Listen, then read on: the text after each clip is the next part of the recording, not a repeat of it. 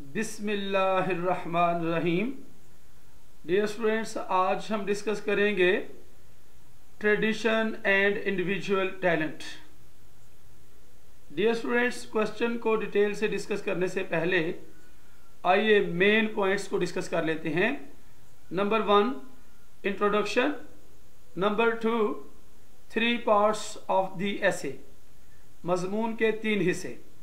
Number 3 word tradition, लफ्ज़ की रवायत। Number 4 value and significance of tradition, रवायत की कीमत और अहमियत। नंबर 5 सेंस ऑफ ट्रेडिशन, रवायत का शऊर। नंबर 6 कंपेयर एंड कंट्रास्ट, मुकाबला और मुवाजना।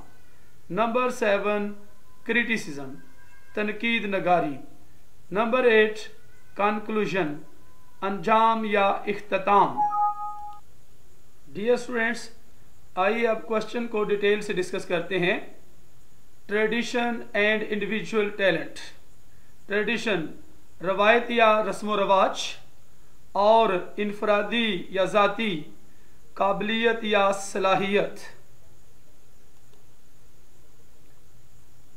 The essay tradition and individual talent, tradition and individual talent का मज़मून may be regarded as an unofficial manifesto of Eliot's critical creed, for it contains all the critical principles of Eliot.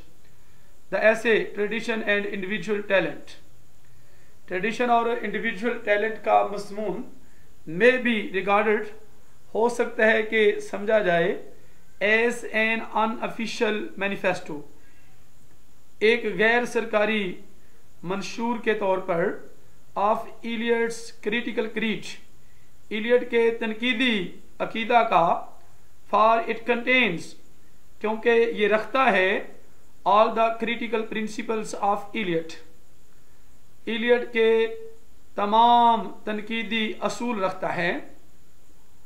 The essay is divided into 3 parts. मज़मून को 3 हिस्सों में तकसीम किया गया है। The first part gives us Eliot's concept of tradition. पहला हिस्सा हमें इलियट का तस्वर देता है of tradition, रवायत का, रस्म व रवाज का तस्वर देता है। And the second part deals with his theory of the impersonality of poet. और दूसरा हिस्सा डील्स विद, सलूक करता है, निपटता है, हिज थ्योरी के साथ, उसके नज़रिए के साथ, of the impersonality of poet, शायर की ला शख्सियत के उसके नज़रिए के साथ। The short third part is the conclusion, तीसरा मुख्तसर हिस्सा इज़ द कंक्लूजन, नतीजा है, अंजाम है, इख्तिताम है, ऑफ द होल डिस्कशन, पूरी बहस का। T.S. Eliot begins his essay by pointing out, T.S. Eliot अपने मजमून का आगाज करता है by pointing out, निशानदही करते हुए, that the word tradition is generally regarded as a term of censure, के लफ्ज़ रवायत is generally regarded, आम तौर पर समझा जाता है, as a term of censure, मलामत करने की इस्तिलाह के तौर पर। He says the word tradition sounds disagreeable to the English ears. He says, वो कहता है कि लफ्ज़ tradition sounds disagreeable, नापसंद लगता है, to the English ears, English कानों को, अंग्रेज़ों के कानों को नापसंद लगता है। When the English praise a poet, जब अंग्रेज़ एक शायर की तारीफ़ करते हैं, they praise him for those aspects of his work, तो वो उसके काम के उन पहलुओं की तारीफ़ करते हैं, which are most individual and original, जो इंतहाई इनफरादी या ज़ाती हैं और असली हैं। They suppose that his chief merits lie in such parts, वो ख्याल करते हैं, वो फ़र्ज़ करते हैं कि उसकी बड़ी खूबियां लाई इन सच पार्ट्स, ऐसे हिस्सों में पड़ी होती हैं. This undue stress on individuality shows, ये हद से ज़्यादा दबाव जोर ऑन इंडिविजुअलिटी, इनफरादियत पर, शोज जाहिर करते हैं that the English have an uncritical bent of mind, कि अंग्रेज एक गैर ज़रूरी जहन का झुकाव रखते हैं. They praise the poet for the wrong thing, वो शायर की तारीफ करते हैं फॉर द रॉन्ग थिंग, गलत चीज़ के लिए. If they examine the matter critically with an, अगर वो इस मामले का मुआयना करते हैं क्रिटिकली, तनकीदी तौर पर, विद एन, साथ एक, अनप्रेजुडिस्ड माइंड, गैर जानबदार जहन के साथ, they will realise that the best and the most individual part of poet's work is date.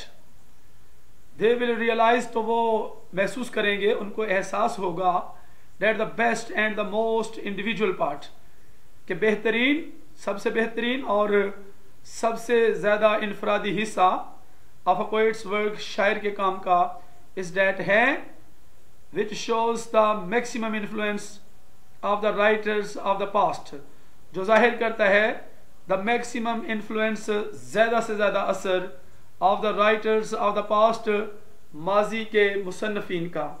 He says, वो कहता है, if we approach a poet without prejudice, अगर हम किसी शायर तक पहुंच करते हैं बगैर तवस्सुब के, we shall often find that not only the best, we shall often, हम अक्सर पाएंगे, that not only the best, ना सिर्फ बेहतरीन, but the most individual parts of his work, बल्कि उसके काम के मोस्ट इंडिविजुअल, इंतहाई इनफरादी या ज़ाती हिस्से में भी दोस्त वो हो सकते हैं, in which the dead poets, his ancestors, assert their immortality most vigorously, जिसमें द डेड पोएट्स, मरे हुए शुअरा, हिज एंसेस्टर्स, उसके आबाओ अजदाद, assert their immortality, अपनी हमेशगी पर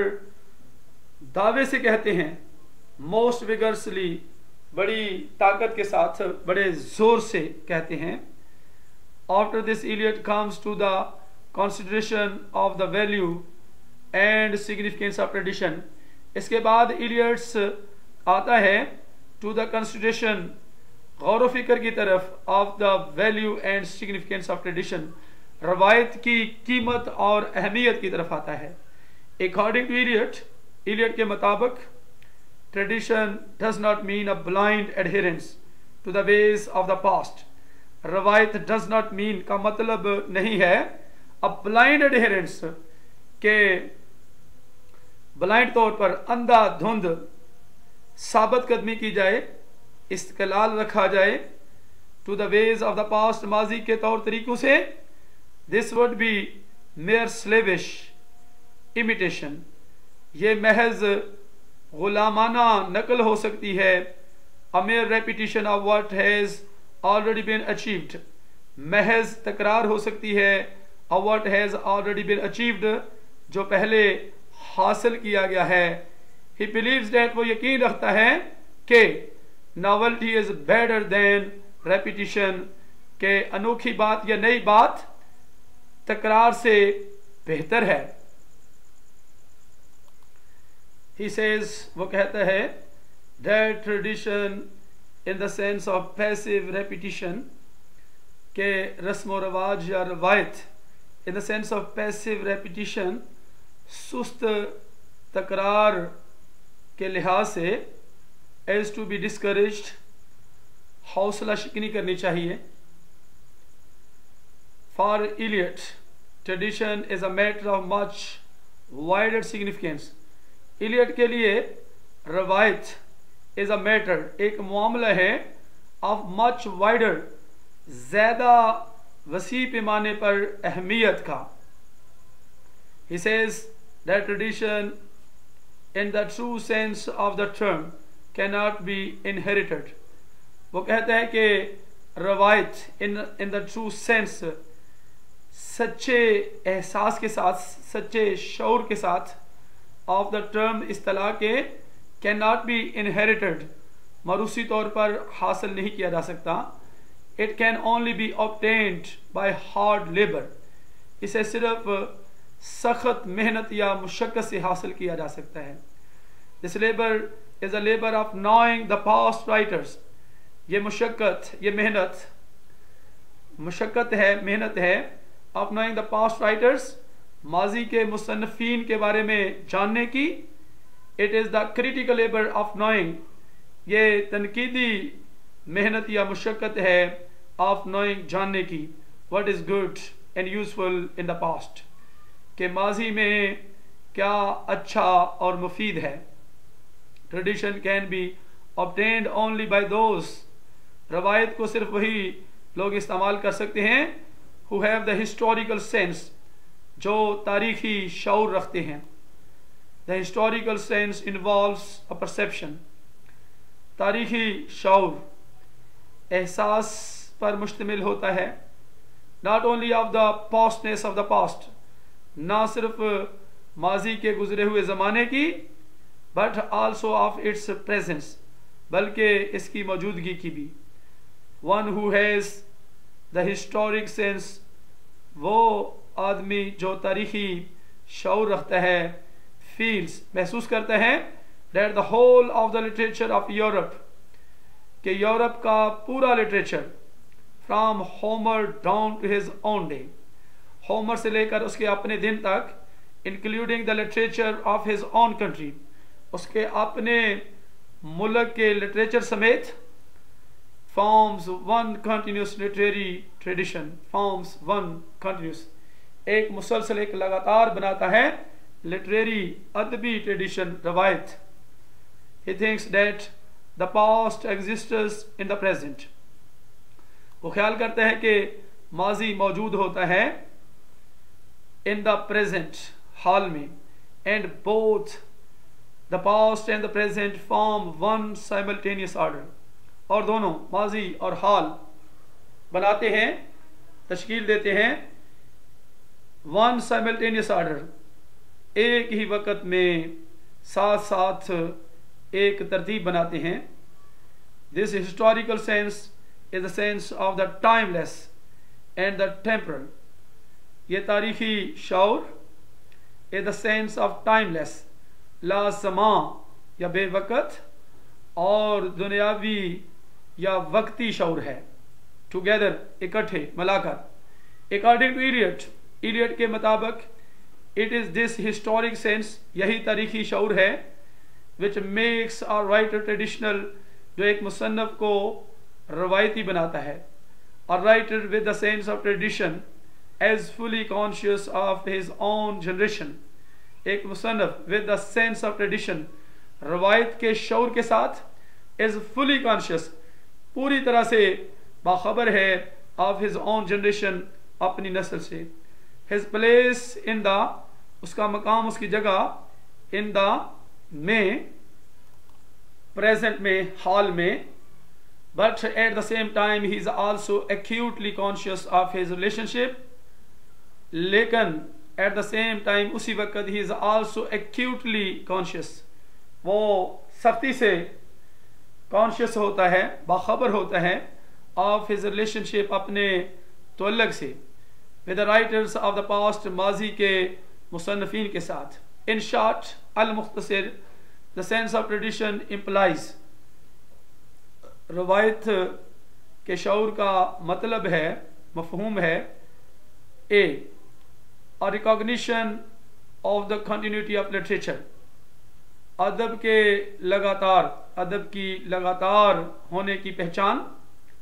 b a critical judgment, एक तनकीदी परख, बसीरत, as to which of the writers of the past is still significant, as to which of the writers, कौन से मुसन्निफीन के साथ, of the past, माजी के, is still significant, अभी तक अहम है, in the present, हाल में, and, और C. A knowledge of these significant writers. A knowledge एक इल्म of these significant writers इन अहम मुसन्निफीन का through a hard and painstaking effort. एक मुश्किल और सख्त मेहनत के जरिए. Tradition represents the accumulated wisdom. Tradition represents पेश करती है, जाहिर करती है the accumulated wisdom, जमा की गई, इकट्ठी की गई अक्लमंदी and experience of age और ज़मानों का तजर्बा. Therefore its knowledge is essential for really great and noble achievements. इसलिए इसका इल्म लाजमी है, ज़रूरी है for really great, वाकई अजीम और noble achievements और नेक कारनामों के लिए. While emphasizing further on the value of tradition, जबकि मजीद जोर देते हुए on the value of tradition, रवायत की अहमियत पर, Eliot कहता है that no writer has his value and significance, कि कोई भी मुसन्नफ अपनी कीमत और अहमियत नहीं रखता है in isolation, तन्हाई में, अलहदगी में. To judge the work of a poet or an artist, एक शायर या एक फनकार का काम परखने के लिए, we must compare and contrast his work with the work of the past. हमें मुकाबला और मुवाजना करना चाहिए उसके काम का with the work of the past, माजी के काम के साथ. Such comparison and contrast is essential for forming an idea of the real worth and significance of a new writer and his work. Such comparison and contrast, ऐसा मुकाबला और मुवाजना लाजमी है for forming an idea, एक idea, एक तस्वर, एक ख्याल बनाने के लिए, तश्कील देने के लिए of the real worth, हकीकी अहमियत के लिए, कदर के लिए, and significance और अहमियत के लिए of a new writer, एक नए मुसन्नफ and his work और उसके काम की कदर और कदर कीमत और अहमियत के लिए ज़रूरी है. Eliot's concept of tradition is dynamic one. Eliot का रवायत का तस्वर मुतहर्रक तस्वर है. According to him, उसके मुताबिक tradition is not anything fixed and static. रवायत कोई मुकर्रा और सुकूनियाती चीज़ नहीं है. It is constantly changing. ये मुसलसल लगातार बदलती रहती है. Growing and becoming different. बढ़ती रहती है और becoming different from what it is, और मुख्तलिफ होते हुए what it is, from what it is, जो कि ये है उससे मुख्तलिफ होते हुए. A writer in the present must seek guidance from the past.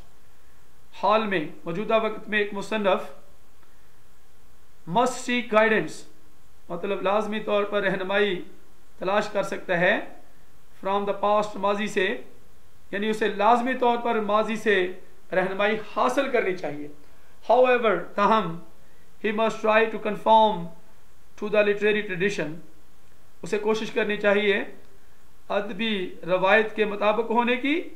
But just as the past directs, लेकिन बिल्कुल जिस तरह से माजी हदायत करता है, रहनुमाई करता है, and guides the present, और हाल की रहनुमाई करता है, so the present alters and modifies the past.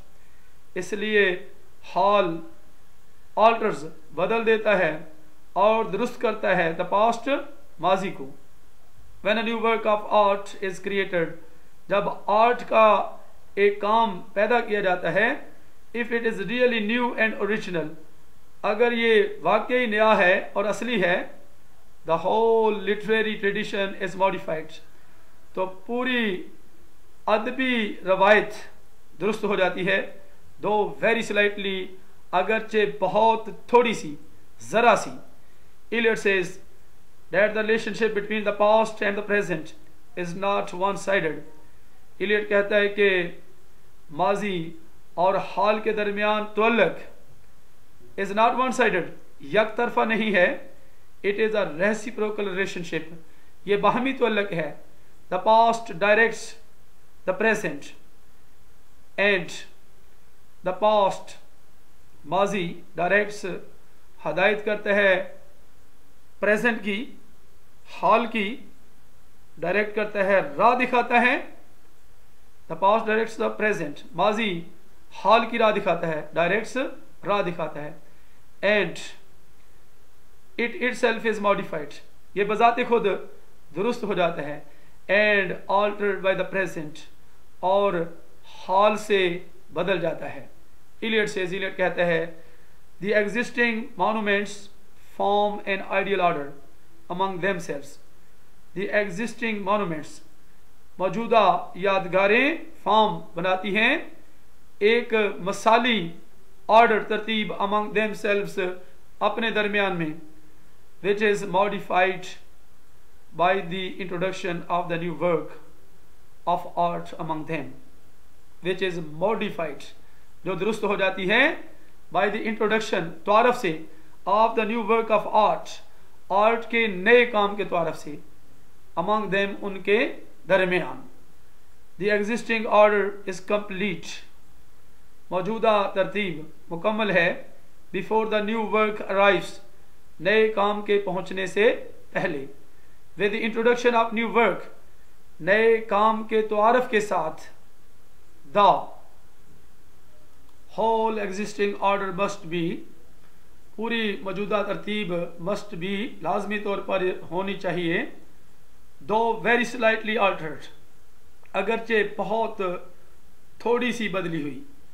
every great poet like Virgil, Dante और शेक्सपियर, हर अजीम शायर वर्जल की तरह, दांते या शेक्सपियर की तरह, add something to the literary tradition out of which the future poetry will be written, adds something to the literary tradition, अदबी रवायत में कुछ अजाफा करता है, out of which, जिससे the future poetry will be written, मुस्तकबिल की शायरी लिखी जाएगी। the work of a poet in the present is compared and contrasted with works of the past, the work of a poet, एक शायर के काम को in the present, हाल में, is compared and contrasted, मुकाबला और मुवासना किया जाता है, with works of the past, माजी के कामों के साथ, and it is judged by the standards of the past, और इसे माजी के मियारों से परखा जाता है। but this judgment does not mean determining good or bad, but this judgment does not mean, लेकिन इस परख का मतलब ये नहीं, determining good or bad, अच्छे या बुरे का तयन करना नहीं है। it does not mean deciding whether the present work is better or worse than the works of the past, इसका मतलब बिल्कुल ये नहीं, deciding, फैसला करना, whether the present work, आया कि मौजूदा काम बेहतर है या बुरा है, then the works of the past, माजी के कामों से, though an author in the present is certainly not to be judged, अगरचे मौजूदा वक़्त के मुसन्नफ को is certainly not be judged, यकीनी तौर पर नहीं परखा जाता है, by the principles and standards of the past, माजी के असूलों और मियारों से नहीं परखा जाता है, yet the comparison is made for the purposes of analysis, अलबत्ता the comparison is, मवाजना मुकाबला ये होता है, made for the purposes of analysis, तज्ज़िये के लिए मकासद का मवाजना मुकाबला होता है, and for forming a better understanding of the new, और नए काम के लिए बेहतर फहमो फरासत बनाने के लिए। moreover this comparison is reciprocal, मजीद ये मवाजना, ये मुकाबला बाहमी होता है।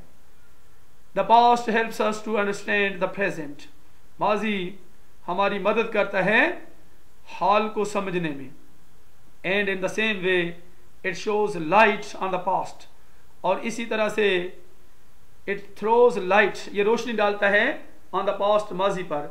in this way we can form an idea of, इस तरह से हम एक आइडिया, एक ख्याल बना सकते हैं, तस्वर बना सकते हैं of what is really individual and new, कि जो वाकई ज़ाती है और नया है।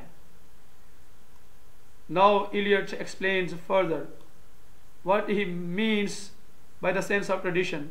अब Eliot वजाहत करता है मजीद what he means कि वो क्या मुराद लेता है by the sense of tradition, रवायत के शऊर से. The sense of tradition does not mean that the poet should try to know the past as a whole. The sense of tradition, रवायत का शऊर does not mean का मतलब नहीं है that the poet should try to know कि शायर को जानने की कोशिश करनी चाहिए the past as a whole, माजी को मुकम्मल तौर पर. Such a labor is impossible as well as undesirable. ऐसी मेहनत या मुशक्क़त नामुमकिन है और उसके साथ साथ नापसंदीदा भी है. The past must be examined critically. माजी का critically बड़ी तनकीद के साथ मुआयना करना चाहिए. But only the significant in it should be acquired. लेकिन इसमें सिर्फ अहम बात जो है उसको हासिल करना चाहिए. The sense of tradition does not also mean sense of tradition. रवायत के शऊर का मतलब ये भी नहीं that the poet should know only a few poets, कि पोइट को शायर को सिर्फ चंद शायरों को जानना चाहिए whom he admires, जिनकी वो तारीफ करता है. It will be a sign of immaturity and inexperience. तो ये गैर पुख्तगी और बगैर तजर्बे की या ना तजर्बाकारी की अलामत होगा. Neither should a poet be contented merely to know. ना ही एक शायर को काने होना चाहिए महज जानने के लिए some particular age, किसी मखसूस दौर को, ज़माने को, और पीरियड और या दौर को, ज़माने या दौर को, which he likes, जिसे वो पसंद करता है. तो it will be pleasant and delightful.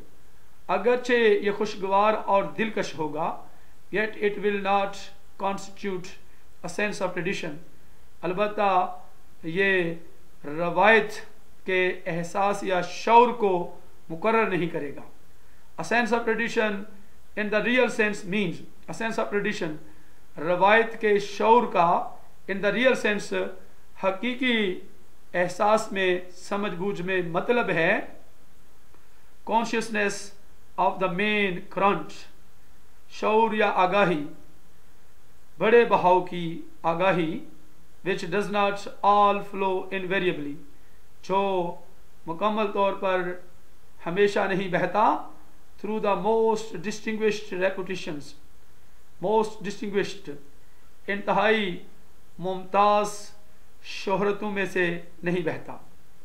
In other words, दूसरे लफ्ज़ों में, to know the tradition, रवायत को जानने के लिए the poet must judge critically, शायर को नाकदाना तौर पर परखना चाहिए.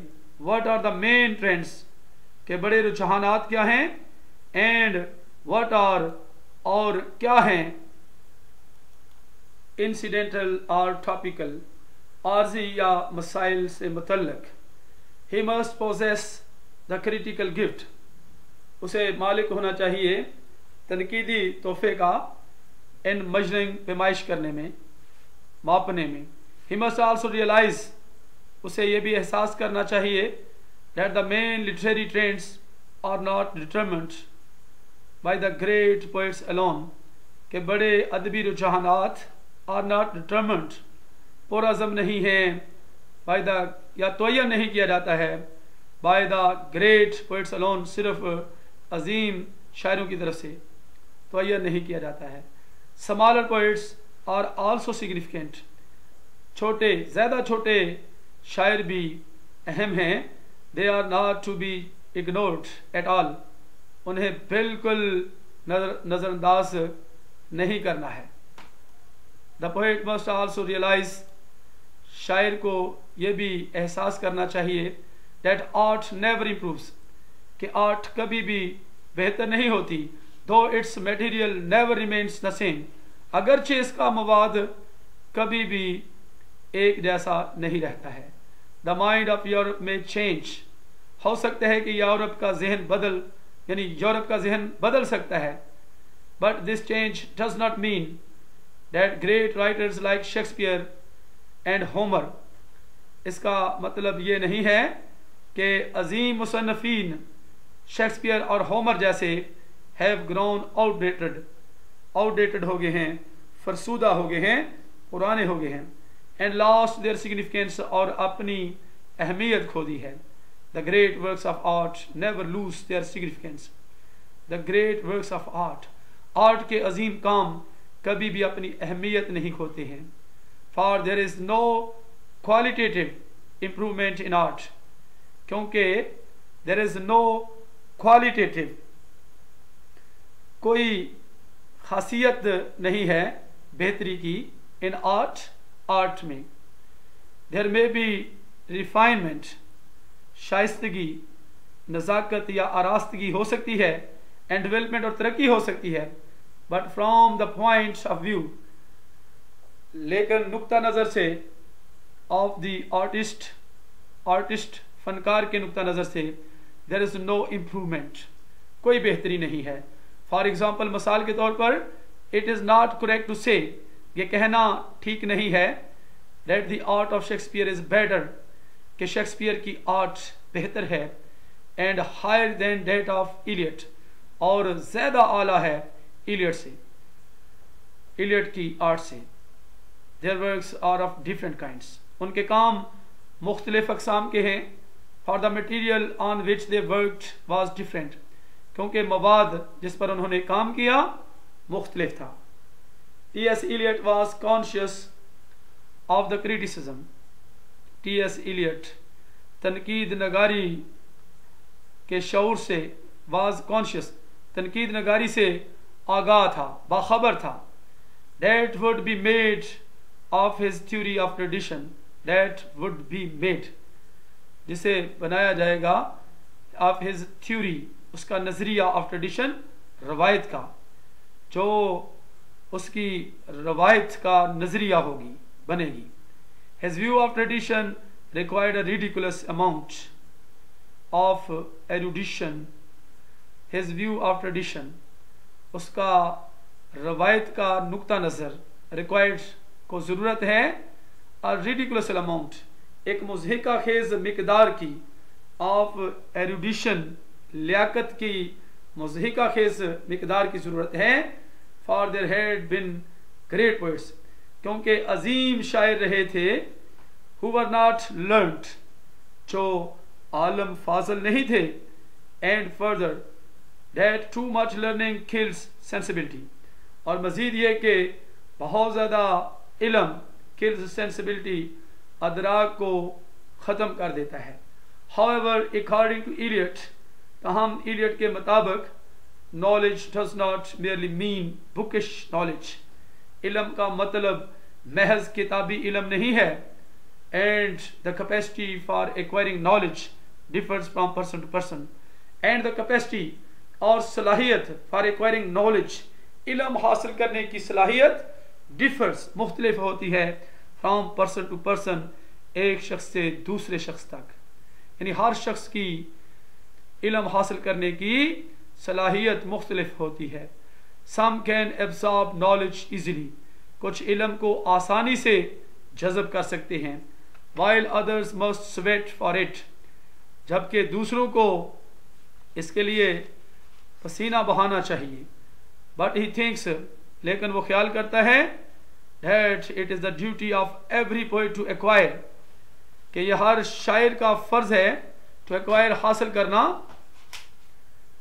to the best of his ability, अपनी काबिलियत का बेहतरीन हासिल करना, the knowledge of the past, माजी का इल्म, and he must continue to acquire, उसे लाजमी तौर पर जारी रखना चाहिए हासिल करना, this consciousness, इस शऊर या आगाही को, throughout his career, अपने ज़माने के दौरान.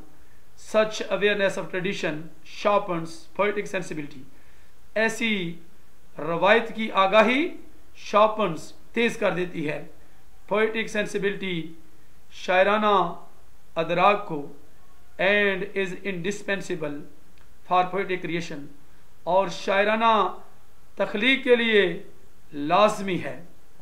Dear students, इसके साथ ही ट्रेडिशन एंड इंडिविजुअल टैलेंट का क्वेश्चन खत्म होता है। तो नेक्स्ट मिलते हैं अगली वीडियो में। अपना बहुत सा ख्याल रखिएगा। अल्लाह हाफिज।